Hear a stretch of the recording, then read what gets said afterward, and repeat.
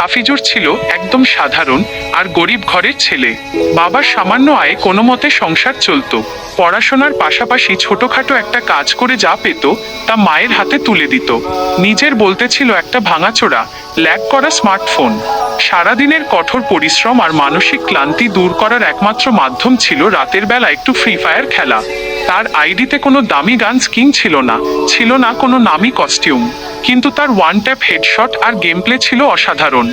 2022 সালের এক বর্ষণমুখর রাতে র্যান্ডম স্কোয়াড ম্যাচ খেলতে খেলতে হাফিজুরের গ্রুপে আসে তানহা নামের একটা মেয়ে। গেমের মাইকে তানহার মিষ্টি কণ্ঠ আর অমায়িক ব্যবহার প্রথম দিনেই হাফিজুরের মনে এক অদ্ভুত দোলা দিয়ে যায়।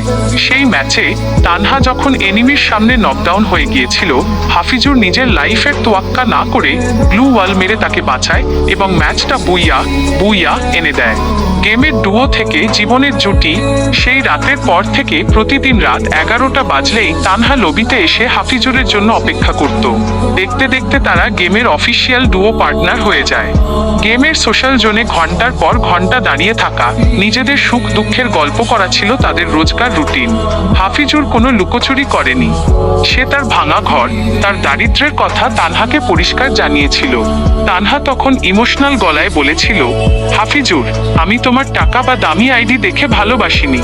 আমি তোমার এই সরল মনটাকে ভালোবেসেছি। সারা জীবন এভাবেই থেকো। হাফিজুর ভেবেছিল এই স্বার্থপর পৃথিবীতে সে হয়তো একটা খাঁটি হীরা খুঁজে পেয়েছে। সে জানতো না এই সুন্দর চেহারার আড়ালে কতটা ভয়ঙ্কর এক রূপ লুকিয়ে আছে। ভিলেন রাফির প্রবেশ এবং মেঘলার আসল রূপ। সম্পর্কটা যখন গভীর হয় তখন গল্পে এন্ট্রি নেয় তানহার ভাই রাফি।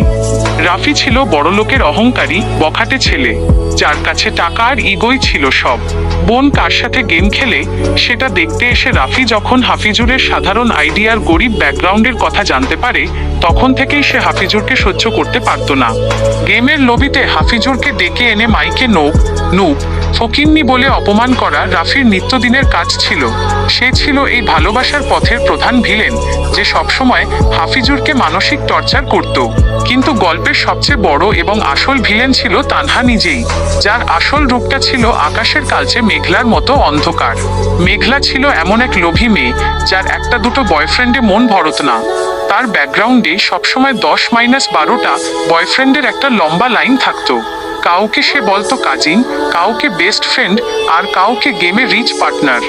গেমের বড়লোক ছেলেদের মায়াজালে ফেলে ডায়মন্ড টপ আপ নেওয়া, লাখ টাকার গিফট আদায় করাই ছিল তার আসল চরিত্র। আর সরল হাফিজুরকে সে ব্যবহার করত শুধু একটা ইমোশনাল ব্যাকআপ হিসাবে। 4 বছরের অভিনয় ও টাকার কাছে পরাজয়, এভাবেই কেটে গেল দীর্ঘ 4টি বছর। বিগত 4 বছরে হাফিজুর নিজের পকেট খরচ বাঁচিয়ে, নিজে না খেয়ে, টিউশনির টাকা জমিয়ে মেঘলাকে খুশি রাখার চেষ্টা করেছে। মেঘলা যখনই কোনো ড্রেস বা ইভেন্টের জন্য আবদার করত, হাফিজুর দিনরাত কষ্ট করে সেই টাকা জোগাড় করে দিত। হাফিজুর ভাবত মেঘলা শুধু তারই। কিন্তু 2026 সালের মাঝামাঝি এসে মেঘলার আসল রূপটা পুরোপুরি উন্মোচিত হয়। গেমের লবিতে পরিচয় হয় এক নতুন রিচ প্লেয়ারের সাথে, যে মেঘলার আইডিতে লাখ টাকার ডায়মন্ড গিফট করে দেয়। টাকার সেই তীব্র আলোয় মেঘলার 4 বছরের ভালোবাসার অভিনয় এক নিমেষে ফিকে হয়ে যায়। একদিন রাতে হাফিজুর কল দিতেই মেঘলা খুব ঠান্ডা আর নিষ্ঠুর গলায় বলল, হাফিজুর, তোমার মতো একটা গরিব ফকিন্নি ছেলের সাথে 4টা বছর যে টাইম পাস করেছি, এটাই তোমার ভাগ্য। নিজের তো ঠিক মতো চলার যোগ্যতা নাই, আসছো আমার সাথে সংসার করতে? তোমার ওই সস্তা ভালোবাসা পকেটে পুরে রাখো। আজ থেকে আমার আর তোমার সব শেষ। হাফিজুর স্তব্ধ হয়ে গেল।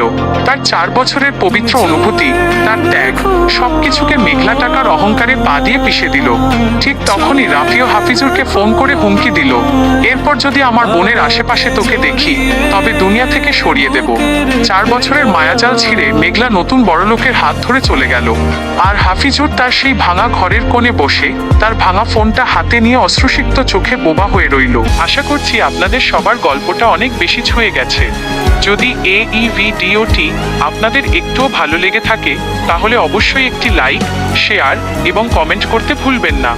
আর চ্যানেলে যদি আজকে একদম নতুন হয়ে থাকেন তাহলে প্লিজ চ্যানেলটি সাবস্ক্রাইব করে আমাদের পাশেই থাকুন। হাফিজুরের সাথে এরপর কি হলো এবং মেঘলা রাফির শেষ পরিণতি কি হয়েছিল সেটা জানতে, অর্থাৎ নেক্সট পার্ট দেখতে চাইলে এখনই কমেন্ট বক্সে পার্ট 2 লিখে জানান। গাইজ, আজকের এই ভিডিওতে ভিউজের টার্গেট হলো 2K 2000 আর লাইকের টার্গেট মাত্র 100টি।